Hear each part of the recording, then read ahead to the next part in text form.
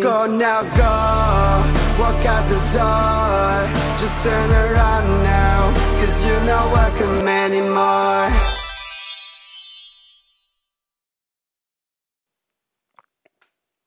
Bonjour Spark Dies, merci Bonjour. d'être avec nous pour répondre à nos questions. Vous venez de conclure la diffusion du premier volume de votre série Spark Dies IRL. Tout d'abord, quel est le sentiment que vous éprouvez aujourd'hui après l'année qui vient de s'écouler ? Je pense beaucoup de fierté par tout le travail qui a été effectué par mes équipes et moi-même sur cette année. Mes équipes qui sont constituées de moi et moi-même.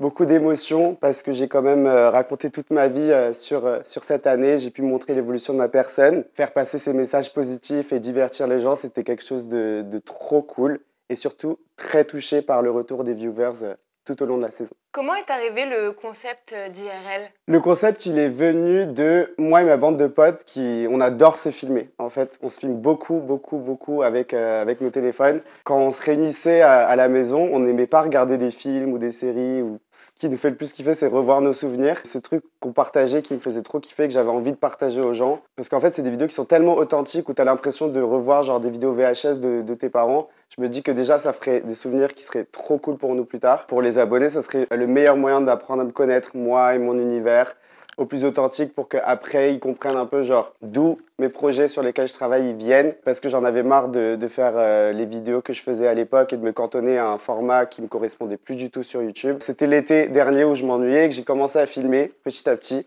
Puis je les ai mis sur mon ordi, j'ai commencé à faire du montage. C'est la vérité quoi. Ok. Parce que je... Mais qu'est-ce que t'as ? Qu'est-ce que tu fais ? Mais ouais, putain. Tu vas faire un vrai film ? C'est de la... T'as inventé le vlog en gros. Ouais. J'ai réinventé le vlog. Enfin... Oui, c'est un vlog. Oui, non, mais ça, oui, mais c'est différent d'un vlog. T'es en train de filmer les Turner? Je fais une télé-réalité sur moi-même. Mais genre, tout est vrai. M'est venu le logo, le nom, et puis l'envie de raconter aussi une histoire tout au long de l'année. En plus d'incarner votre propre rôle, qui n'a rien d'une fiction finalement, vous êtes réalisateur, monteur, graphiste et à la tête de la direction artistique de la série. Ça, j'ai dit. D'où viennent vos inspirations et cet univers qui vous est propre ? Moi, j'ai été bercé par la télévision des années 90 et 2000. Forcément, beaucoup de Disney Channel, de MTV et de leurs programmes très flashy. J'avais envie de ramener le sentiment que tu éprouves quand tu regardes une sitcom. J'avais envie d'avoir ce safe space. Donc déjà, le format 4/3 de la vidéo me rappelle beaucoup les sitcoms avec lesquels j'ai grandi. Je pense à Phénomène Raven, par exemple. Tous les personnages qui interviennent dans Spark Dies IRL me rappelaient des personnages qui méritaient d'être racontés, où il y a une profondeur de fou, mais en même temps, bah, tu rigoles, tu passes un bon moment avec ces gens-là. Donc voilà, cet univers très coloré, très flashy, il vient de tout ça. J'avais envie d'un programme avec beaucoup de couleurs et qui fasse du bien aux gens. Et ça vient de cet univers-là avec lequel j'ai grandi. On vous a suivi dans vos soirées parisiennes avec la bande de la Fabuleuse, on y reviendra juste après. Dans vos projets professionnels, mais aussi votre première relation amoureuse, on a vu une évolution dans votre personnage après une rupture qui semble avoir été douloureuse. Que s'est-il réellement passé ? Je pouvais pas rester dans une relation avec une personne dont le seul passe-temps c'était d'aller en soirée jusqu'à pas d'heure, du moins ce qu'il avait envie de partager avec moi. J'étais dans une relation où je pense que je donnais beaucoup plus que ce que je recevais. Et en fait aujourd'hui, en vrai, plus sincèrement, j'ai pardonné et j'ai aucun regret sur la relation parce que sans cette relation, je serais pas la personne que je suis aujourd'hui et je ne saurais pas vers où j'ai envie d'aller pour la suite. J'en étais arrivé à un point où en fait je donnais tellement de temps et d'énergie à essayer de faire en sorte qu'il se sente en confiance et qu'il aille bien, tellement de temps et d'énergie à sauver cette relation que j'en donnais pas du tout pour prendre soin de moi. C'est pour ça que d'ailleurs j'arrive plus à regarder certains épisodes au début de la saison parce que je me reconnais plus du tout dans la personne que j'étais. Et du coup, bah, je me suis rendu compte que c'était une relation qui me tirait plus vers le bas, c'était toxique, peut-être que c'était pas, je pense pas qu'il était foncièrement méchant, mais c'était pas une personne pour moi. Et j'avais besoin de me rendre compte que bah, il fallait que je prenne soin de moi et que je me mette d'abord en priorité. Et c'est ce qui s'est passé une fois qu'on avait cassé. Donc c'est là que je me suis dit que c'était peut-être la meilleure chose à faire. Et puis après, je suis devenu beaucoup plus laid. Donc je pense qu'il n'y a pas meilleure réponse. Merci pour vos confidences. Bon, sur une note plus solaire, il y a la Fabuleuse, votre bande d'amis qui vous accompagne tout au long des épisodes. Est-ce que ça les dérange d'être filmés en permanence? Comment ça se passe? Alors tout d'abord, déjà, j'aimerais remercier toute la bande de la Fabuleuse parce que je pense que elle fait aussi une grande partie de cette série.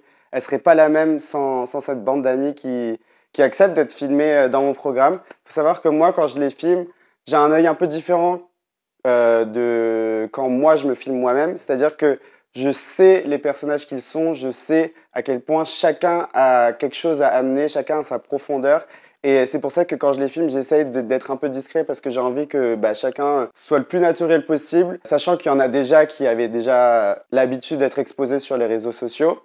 Je sais qu'à une époque, ça aurait peut-être dérangé, que chacun aurait essayé de se cantonner à son rôle un peu de base. Mais en fait, au fil du temps, je pense qu'au début, tout le monde était un peu en mode genre c'est quoi qu'il est en train de faire, on verra bien. Et en fait, en voyant les épisodes, tout le monde s'est rendu compte que le rendu était tellement naturel, tellement spontané, et ça permettait aux gens qui nous connaissaient aussi de base de nous connaître sous un angle qui était tellement différent que tout le monde au fil du temps, a laissé partir ce sorte de, pas d'ego, mais de façade que chacun se mettait de base quand on filmait des vidéos à l'époque. Et du coup, non, je pense que ça les dérange pas. Après, j'avoue que si je peux donner un petit secret en backstage, c'est que quand on filme certains épisodes qui se déroulent un peu en soirée, on fait souvent des petites previews à la maison où on regarde les épisodes avant qu'ils sortent pour que tout le monde puisse valider vraiment genre son image. Je vais tomber. Pourquoi j'ai mon verre à la main? C'est pour les likes. Alex, il slay. Et toi aussi tu slay, donc vos gueules. Il a dit quoi? Ouais, mon meilleur ami. Attends. C'est qui ton meilleur ami, t'as dit? Toi et Sullivan. Tu vas cracher dessus, des putes. C'est cool, gros. Quoi? Moi, je parle mal de toi? Entre le moment où j'ai commencé à filmer la série et aujourd'hui, je vois totalement une différence sur comment tout le monde est beaucoup plus à l'aise avec la caméra. Tout le monde a complètement oublié le fait qu'il y avait une caméra et que c'était filmé. Et il y en a plein qui se redécouvrent aussi. C'est-à-dire qu'ils me disent genre putain, trop drôle, j'ai vu l'épisode. Et c'est vrai que j'ai eu ce retour de gens. Et les gens, ils disent ça sur moi alors qu'on pensait ça de moi à la base. Et je pense que genre ça a créé ce truc où tout le monde s'est senti safe aussi pendant toute la série. Et non, en vrai, il n'y a rien de gênant. D'ailleurs, ce que tout le monde se demande en ce moment, est-ce la fin de la Fabuleuse? Alors non, pas du tout. La Fabuleuse, c'est un groupe d'amis qui s'est rencontré, ça va faire 10 ans en 2025, via Internet. Et on a créé des amitiés qui étaient réelles. Tout ça, c'est parti juste de la passion de faire de la vidéo, d'avoir ses envies artistiques, de prendre ses réseaux sociaux comme un tremplin. Parce que l'influence, c'était pas du tout ce que c'est aujourd'hui. Et donc, on a créé des amitiés qui sont réelles, qui sont sincères. On a appris à chacun communiquer. Et en fait, la Fabuleuse en tant que telle, pour moi, c'est un collectif d'artistes qui va perdurer sur des années. Je pense qu'on s'est forcément connus dans une vie antérieure et on se connaîtra dans une vie prochaine. Mais on a tous des envies de créer ensemble. On a tous des choses qu'on a envie de partager ensemble. Donc je pense que la Fabuleuse en tant que collectif d'artistes, elle n'est pas terminée et ça va durer encore très longtemps. Maintenant, je pense que la Fabuleuse House, qui est la colocation dans laquelle on vit depuis 5 ans, dans un immeuble qui est un peu en carton-pâte, je vous avoue, elle touche à sa fin. Je pense que c'est le moment de tourner la page et de chacun aussi grandir parce que c'est aussi comme ça qu'on évolue avec l'âge. On a besoin de construire nos espaces, mais ça ne veut pas dire qu'on ne va pas passer autant de temps comme on passe ensemble, passer nos soirées ensemble, nos journées, nos week-ends, nos vacances. On a encore énormément de choses à partager tous ensemble. C'est qui est à la maison là? Y'a personne. Celui, il laisse tomber, il va jamais nous aider. Non mais vas-y, lui, il va juste venir, il va fumer ses clopes, c'est tout. Non, pas le mur, putain, Moi, je c'est suis pour chaud ça sur que je la vous avais table, dit. les lights. Ok, le mur, c'est hors de On a question. besoin de vous. Non, mais le mur, c'est On va le mort. faire tous ensemble. Tu vois bien qu'il va pas sortir là, Gisèle. Mais je peux savoir comment on apprend? Regarde, Je peux savoir. Voilà. tu mets le clip là. Ah oui, je l'avais pas vu ce clip. Oh non, non, laisse-moi le faire. Bon, ils sont assez fondus ou pas? Bah, c'est vrai que l'appareil à raclette de mon père, cadeau de l'année dernière, nous fait des merveilles. Dans tous les vlogs, je bouffe. Léa, Louis, tout le monde. Non, non.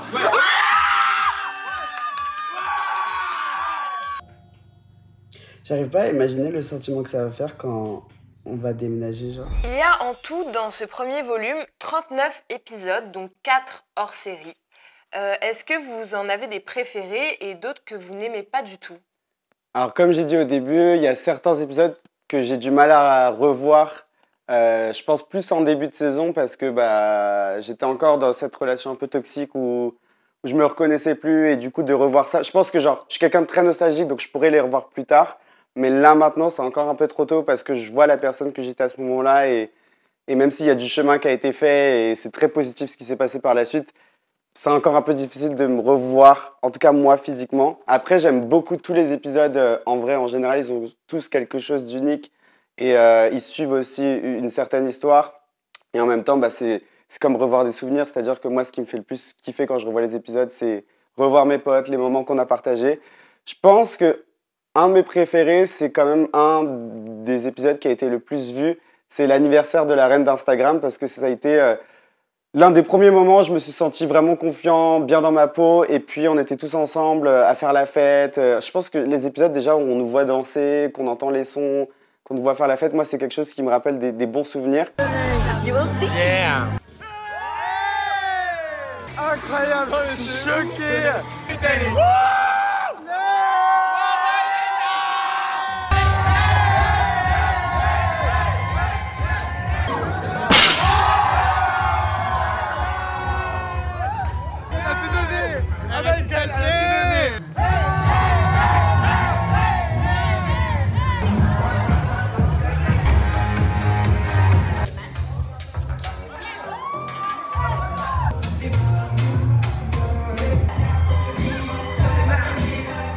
Tata a bu le verre de trop. Plus tard, quand je serai trop fatigué pour faire la fête, genre je serais trop content de revoir ces moments-là. Genre il n'y a pas beaucoup de gens, je pense, qui ont la chance de pouvoir revivre des moments de soirée avec ses potes comme je les ai partagés sur IRL. Donc voilà, tous les épisodes très festifs, je les aime bien.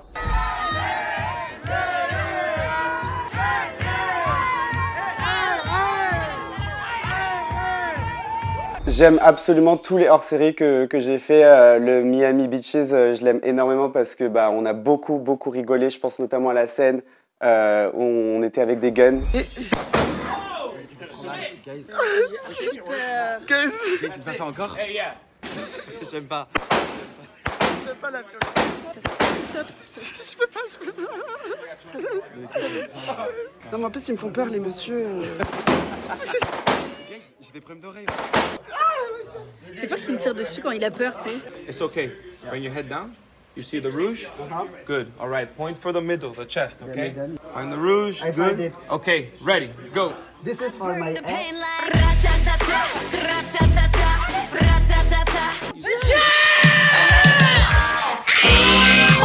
J'adore celui de Pattaya parce que c'était un voyage qui m'a fait beaucoup de bien et c'était un peu un challenge parce que pour la première fois, je partais en voyage sans aucun de mes semblables de La Fabuleuse. C'était un peu tout nouveau pour moi de montrer dans IRL cette nouvelle team composée de Sam, Oji, Bastos, Darko. C'était un peu un challenge de pouvoir les filmer de manière authentique comme je le fais avec La Fabuleuse. Mais du coup, ouais, c'est un voyage qui m'a fait énormément de bien et qui changeait de fou. Aïe, bataillé.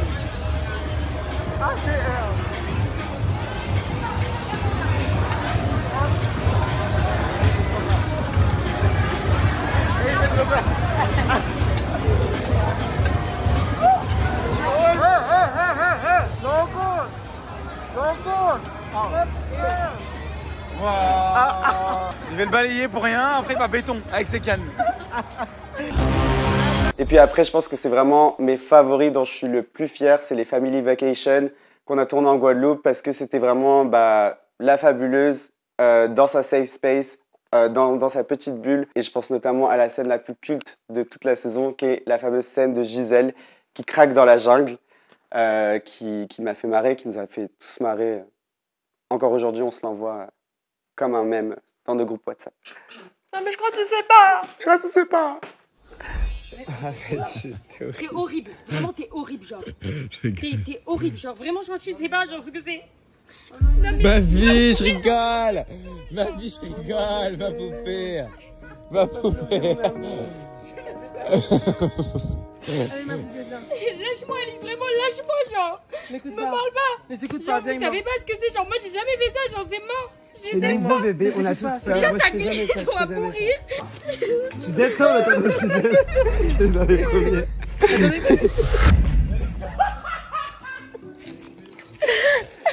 C'est vrai qu'on a pu beaucoup voyager avec IRL, de Miami à Pattaya, en passant par Amsterdam. Est-ce qu'on peut s'attendre à de nouvelles destinations pour la suite? Moi, depuis que je suis tout petit, le voyage, c'est la chose qui me fait le plus rêver. Et c'est vrai que, encore une fois, quand je regardais mes sitcoms favorites et que genre nos personnages partaient tous ensemble en vadrouille à droite à gauche, j'avais l'impression de voyager avec eux et d'être avec cette bande de potes qui partageaient des aventures et tout. Donc c'est encore plus une chance de pouvoir faire ça avec ses potes. Donc c'est quelque chose que j'ai envie de continuer à montrer dans IRL. Je suis encore en train de travailler sur de nouveaux épisodes hors série pour la suite. Et j'ai énormément envie de retourner en Asie, notamment à Séoul et Tokyo. C'est 2 épisodes hors série que j'ai vraiment envie de faire parce que c'est des villes qui m'attirent, il y a beaucoup de choses à montrer.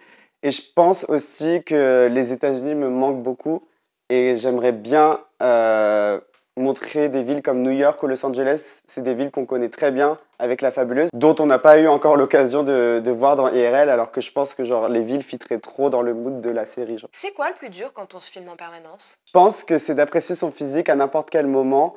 Moi, j'étais quelqu'un qui, quand il y avait une caméra, je m'étais tellement formaté dans le truc de il faut que mon teint il soit assez frais, il faut que mes cernes elles soient un peu couvertes, que je sois bien rasé, etc. Alors qu'en fait, je me rends compte que déjà l'image elle est trop belle, le rendu avec l'iPhone c'est trop cool, donc ça raconte vraiment quelque chose. Il n'y a pas ce truc où genre c'est focus sur mon visage et tout est flou en arrière-plan, donc c'est un peu moins gênant. Mais c'était un peu compliqué au début de me montrer au réveil, de me montrer dans ma salle de bain en train de me préparer, quand je suis pas trop rasé, etc. Après, quand je suis avec mes copines ou même tout seul, genre le matin, j'aime bien quand même garder mes lunettes de soleil. Mais ça a été un bon exercice pour moi parce que ça m'a permis d'apprendre à m'aimer sous plusieurs angles. Et notamment le matin. Alors oui, on vous a vu dès le réveil ou complètement au naturel dans votre salle de bain, mais aussi dans des scènes ultra glamour, tout apprêté lors de soirées parisiennes ultra prisées. Est-ce que ça vous amuse vraiment d'amener IRL dans ces moments-là? Alors oui, c'est amusant parce que déjà, c'est encore une fois capturer des souvenirs dont on pourra revoir plus tard, ces fameuses soirées parisiennes un peu privées. Et puis, en vrai, moi, c'était quelque chose qui me faisait tellement rêver quand j'étais petit, toutes ces after-parties de Fashion Week, où tu avais juste quelques photos dans un magazine genre Gala, et tu comprenais pas vraiment ce qui s'y passait et tout. Déjà, je vis tout ça avec mes potes, donc ça, c'est trop cool. On est là pour mettre l'ambiance, et donc il y a ce truc-là qui est trop cool, parce que genre, oui, on est dans des événements qui sont hyper glamour, mais en même temps, nous, on est là pour vraiment kiffer et faire kiffer les gens. Et donc, c'est ça que j'avais envie de partager, et en même temps, j'avais envie de montrer aux gens comment ça se passait, comment c'était vraiment à l'intérieur, à quoi ressemblaient ces lieux, il y avait qui comme invité et tout. Ce qui est trop drôle, c'est que souvent, du coup, moi, je filme hyper naturellement à ces soirées-là. Et comme c'est juste à l'iPhone, il n'y a personne qui fait attention à ma caméra. Mais souvent, dans les commentaires, on dit « Putain, trop drôle, derrière, il y avait genre Charlie XCX, il y avait il y avait Manu Rios et tout. » Et en fait, c'est des trucs, sur le moment, je m'en rends pas compte. Mais c'est trop drôle parce que du coup, ça permet de montrer aux gens qu'en fait, ces soirées-là, on a l'impression que genre tout le monde fait la star et c'est hyper chiant de rentrer ou de nanani nanana. Mais en fait, tout le monde est là pour kiffer. C'est ce que j'avais vraiment envie de montrer à travers la série. Je savais très bien que Charlie XCX et Manu Rios, c'était dans mes plans. On connaît bien les personnages d'IRL désormais. Lesquels dans le casting vous ont fait le plus rire? Alors du coup, pour citer des personnages en dehors de La Fabuleuse, parce que je pense qu'on les connaît déjà très bien depuis un moment, même avant que la série soit diffusée. Je pense Nina, déjà pour commencer, que j'aimerais bien revoir un peu plus. Nina, elle est trop drôle parce qu'elle est dévergondée, elle a aucun complexe, aucune limite, parce que genre on peut genre commencer à être dans la rue et même si la caméra elle filme pas, elle va rester la même, elle va vouloir faire son show sans calculer le regard des gens. Moi je la trouve géniale.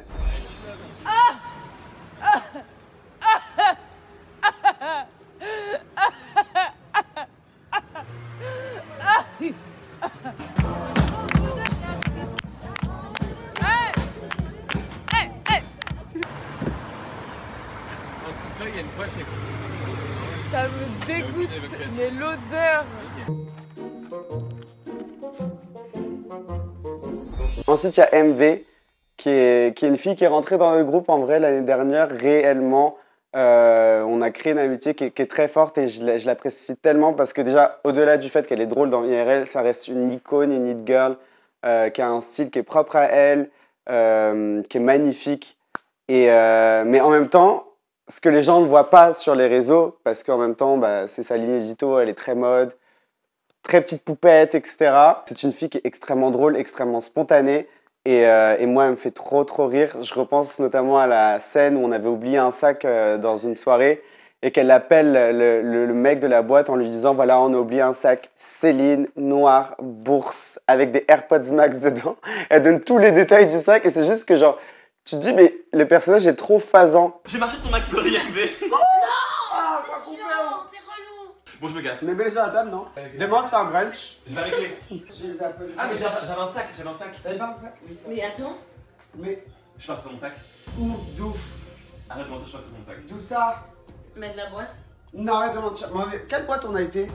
Mes clés, mes AirPods Max. Attends, localise Ouais, pour voir s'il est pas ici. Oui, bonjour. J'ai oublié mon sac à dos hier soir chez vous. C'est un sac Céline en cuir noir. C'est un sac noir. Bourse. Dedans, il y a des AirPods. C'est pour savoir si vous pouvez me rappeler dès que je peux venir le récupérer. Si vous l'avez. Et enfin, pour finir, je pense que j'aime beaucoup Edward Said. En vrai, il me fait beaucoup rire parce que son personnage, il est hyper mystique. D'où est partie cette musique d'intro que je lui mets à chaque fois, très Halloween, mystique vibe. Comment t'as une musique pour toi, genre? C'est quoi?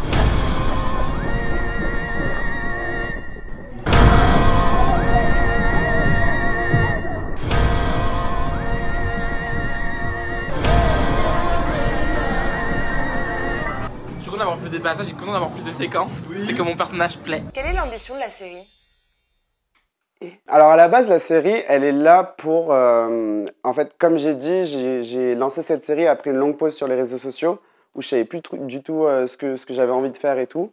Et j'avais envie que déjà ma communauté qui me suivait et qui me connaissait pas forcément, genre la personne que j'étais, apprenne à me connaître, moi, mon univers, mes références, pour qu'après, genre, ces personnes-là soient grave présentes pour les projets qui iront au-delà des réseaux sociaux. Je pense notamment à la musique. Mais du coup, par la suite, ça va être surtout aussi de me suivre dans le développement de mes projets et surtout dans l'évolution de ma carrière parce que je suis quelqu'un de très ambitieux. J'ai des grandes envies et quand mon personnage, en tout cas dans la série, s'amuse à dire qu'il veut être une star, moi réellement j'ai envie d'être une star et j'ai envie que les gens puissent suivre ça. J'ai envie d'être la première pop star dont tu as suivi vraiment genre la création, la formation et l'évolution et de le faire avec YouTube et ma communauté qui était déjà là, c'est quelque chose de trop cool. Donc au plus les gens vont me suivre dans ma vie, au plus je serai trop content. Vous avez conclu le premier volume avec la chanson Walk at the Door, une reprise revisitée de manière plus sombre de I Will Survive de Gloria Gaynor. Pourquoi cette chanson? Je pense que cette chanson, déjà, elle est très joviale. De base, c'est une chanson qu'on écoute grave en soirée, très 70s. J'avais envie déjà de base de prendre une chanson et d'en faire une version un peu plus dark. L'inspi de base, c'était Once Upon a Dream de La Belle au Bois dormant que Lana Del Rey avait repris pour Maléfique. Et donc, je voulais faire ça un peu genre comme pour conclure un joli film. C'est ce que j'ai voulu faire avec la fin du volume 1 pour que ce soit un peu épique. Et pourquoi cette chanson? Parce que, en fait, quand tu lis les paroles, c'est littéralement mon personnage pendant tout le volume 1. Mon personnage qui commence la série, qui est encore dans cette relation, qui sait pas trop vers où il va. Finalement, il se rend compte, il évolue, etc. etc. Et c'est pour ça que dans le second couplet, la chanson elle est beaucoup plus claire. La façon dont je chante est un peu différente et moins grave et dark que le début parce que genre, je suis somebody new, you see me now, nanani nanana, et j'ai évolué.